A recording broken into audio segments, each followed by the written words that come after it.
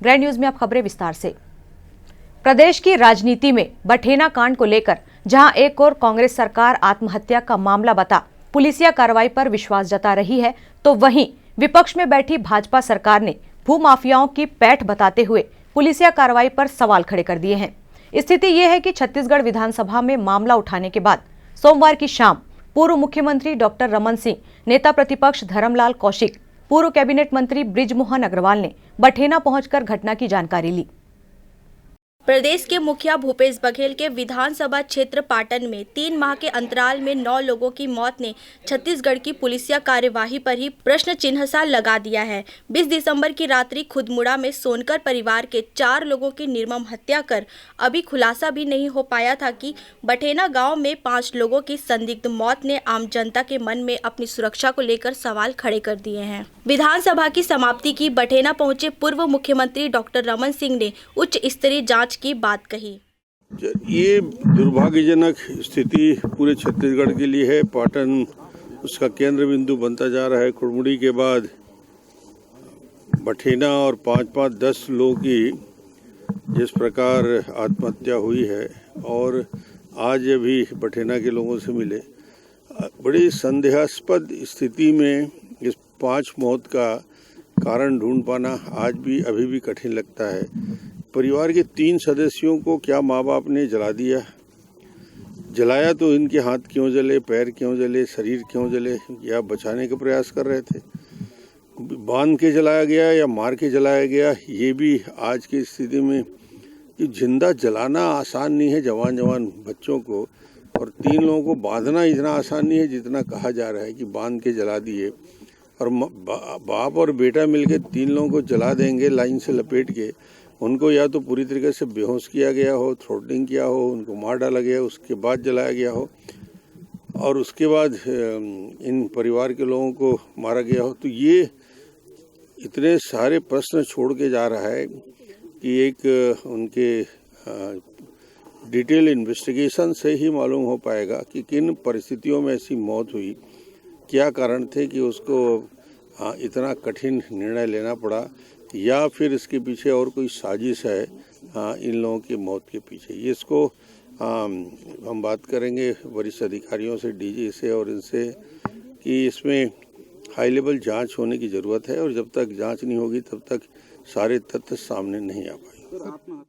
नेता प्रतिपक्ष धर्मलाल कौशिक ने आरोप लगाया कि पाटन में पूरी तरह से भूमाफियों का साम्राज्य कायम है, जो कि कानून व्यवस्था पर पूरी तरह से हावी हो रहा है। अगर यही स्थिति रही तो पूरे प्रदेश की कानून व्यवस्था चरमरा जाएगी। वहीं मृतक के परिजनों को 1 लाख रुपए की सहायता राशि भी दी। देखिए, जिस प्रकार से प्रदेश में खास करके मैं बोलूँ मुख्यमंत्री जी का क्षेत्र है मोस्ट वीवीआईपी, और उस क्षेत्र में 2 महीना में लगातार ये घटनाएं, खुड़मुड़ा की घटना भी शांत नहीं हुई है। आज तक आरोपी घूम रहे हैं, गिरफ्तारी नहीं हुई है।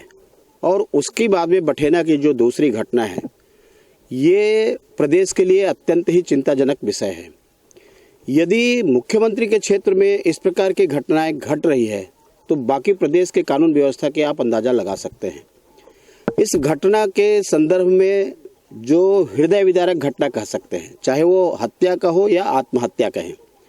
यदि आत्महत्या का भी यदि मान ले तो ऐसी कौन सी परिस्थितियां निर्मित हुई, ऐसी कौन सी मजबूरी थी कि पत्नी को, जवान बेटियों को जिंदा जलाए और जला करके सुसाइड कर ले।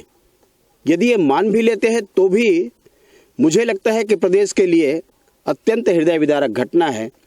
और जिस प्रकार से परिस्थितियां निर्मित हो रही है, अभी मेडिकल कॉलेज में भेजे हैं, टेस्ट के बाद में पता लगेगा कि जब सब सारा रिपोर्ट आ जाएगा तो। लेकिन मैं ये कह सकता हूं कि कानून व्यवस्था की स्थिति चरपट हो गई है। जिस प्रकार से भूमि माफियाओं का बोलबाला यहाँ पर पनप रहा है, सूदखोरी पनप रही है और कहीं न कहीं लोगों को विवश कर रहे हैं। 2 साल में 439 किसान इस छत्तीसगढ़ में आत्महत्या किए हैं।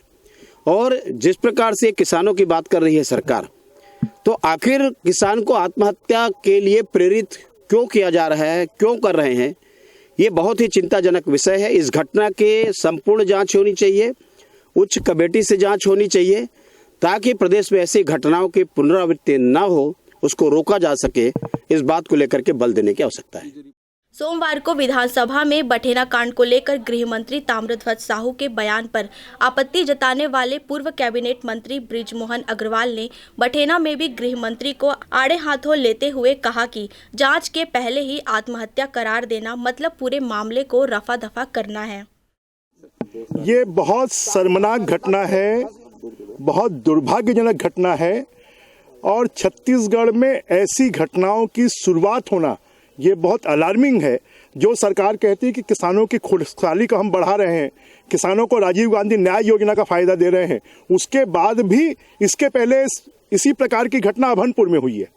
इसके पहले खुरमुड़ा में 4 लोगों की हत्या हुई है और ये घटना जिस प्रकार दिखाई देती है कि ये हत्या की घटना है, इसको पुलिस क्योंकि मुख्यमंत्री के क्षेत्र में घटना हुई है इसलिए इसको आत्महत्या की घटना बताने की कोशिश कर रही है। मुझे नहीं लगता है कि 3 लोगों को जलाया जाए, उनको तार से बांधकर जलाया जाए। जिनके 2 लोगों को फांसी पर लटकने की बात करते हैं, उनके पैर जले हैं, उनके घुटने जले हैं, उनका पैर जला है, उनका पेट जला है। इसका मतलब उन तीनों को जलने से बचाने की कोशिश इन तीनों ने की थी और उनको नहीं बचा पाया और उसके बाद में इन दोनों को फांसी पर लटका दिया गया। ये घटना इस प्रकार की है। सरकार को जांच के पहले ये कहना कि ये घटना आत्महत्या की घटना हो सकती है, सरकार स्वयं इसको डाइवर्ट करना चाहती है। और पहले दिन कोई सुसाइड नोट की बात नहीं आई, दूसरे दिन सुसाइड नोट की बात आती है, तो मतलब सरकार घटना को हल्के में लेती है। अगर सरकार छत्तीसगढ़ में इस प्रकार की घटनाएं होने लगेंगी तो यहाँ कोई सुरक्षित नहीं रहेगा और सरकार का इस प्रकार की घटनाओं को करने वाले लोगों को और इस प्रकार की घटनाओं के लिए मजबूर करने वाले लोगों को सरकार का पूरा संरक्षण है और मुख्यमंत्री जी के क्षेत्र में ऐसी घटनाएं होना शर्मनाक है। घटना के पहले 5 मार्च की दोपहर वो कौन लोग थे जो मृतक गायकवाड़ के घर पहुंचे थे? मृतकों के मोबाइल पर लगातार किसके कॉल आ रहे थे? सुसाइड नोट में किन 5 व्यक्तियों के नाम दर्ज हैं? सबसे ज़्यादा सोचनीय पहलू तो यह है कि लगभग 20 लाख की दावेदारी को मृतक की 35 डिसमिल जमीन बेचकर पुलिस किस किस को कितना देगी। वहीं सोमवार को डॉक्टर रमन सिंह के साथ पूर्व कैबिनेट मंत्री अजय चंद्रा, रमशीला साहू और विद्या रतन भसीन भी बठेना कांड के लिए एक साथ खड़े नजर आए। कैमरा पर्सन सनी देवांगन के साथ संतोष तिवारी की रिपोर्ट।